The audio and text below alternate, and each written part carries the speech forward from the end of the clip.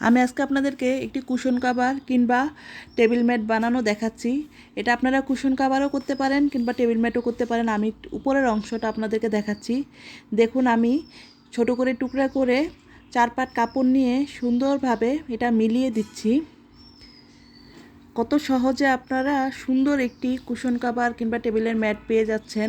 ঘরেই আপনারা তৈরি করে ফেলতে পারেন এত সুন্দর সুন্দর আকর্ষণীয় ডিজাইনগুলি। দেন আমি একই কালার চারপাশেও আবার সুন্দরভাবে 2-2.5 ইঞ্চি নিয়ে কাপড়টা কেটে মিলিয়ে নিচ্ছি। দেখুন,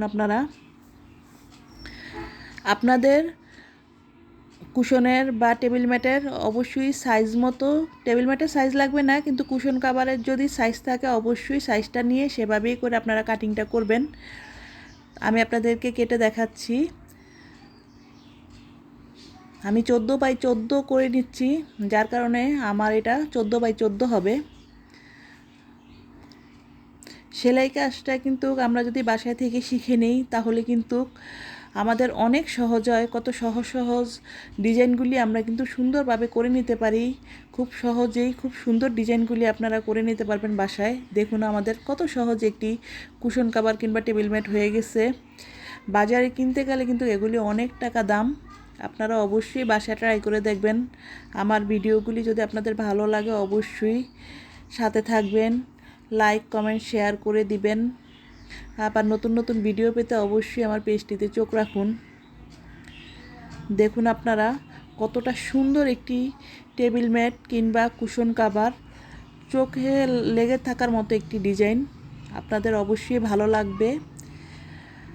আর আমার ভিডিওগুলি অবশ্যই আপনারা ফলো রাখবেন। নিত্য নতুন ডিজাইন অবশ্যই আপনাদের জন্য আমি নিয়ে আসব। দেখুন, আমার এভাবে করে আমার কিন্তু উপরে পাটটা হয়ে গিয়েছে। দেন আমি ইস্তারি করে নিলাম। ইস্তারি করার পরে নিচের পাটের জন্য কিন্তু আমি একটু কাপড় নিয়ে নিছি। আমি চারোপাশ সেলাই করে দিলাম। কুশন কভার হইলে কিন্তু অবশ্যই 3 পাটে সেলাই করবেন। দেন এক পাশে চেন লাগাবেন, যেহেতু আমি এটা টেবিল ম্যাট করব, যার কারণে আমি একটু ফাঁকা রেখে উল্টিয়ে নিয়ে পরে উপরে সুন্দরভাবে সেলাইগুলি দিয়ে নিচ্ছি। কিন্তু আপনারা যখন কুশন কভার করবেন তখন কিন্তু এই উপরের সেলাইগুলি আগে দিয়ে নেবেন, পরে হলো আপনারা তারপর হলো নিচের পাটটা আপনারা লাগাবেন। আমি যেহেতু এটা টেবিল ম্যাট করব, যার কারণে আমি উপরের সেলাইগুলি, চাপ সেলাইগুলি আগে আগে দিয়ে নিতেছি। এভাবে করে পুরোটাতেই কিন্তু চাপ সেলাই দিয়ে নিতে হবে। দেওয়ার পরে আপনারা দেখুন এটার ফাইনাল লুক কতটা সুন্দর।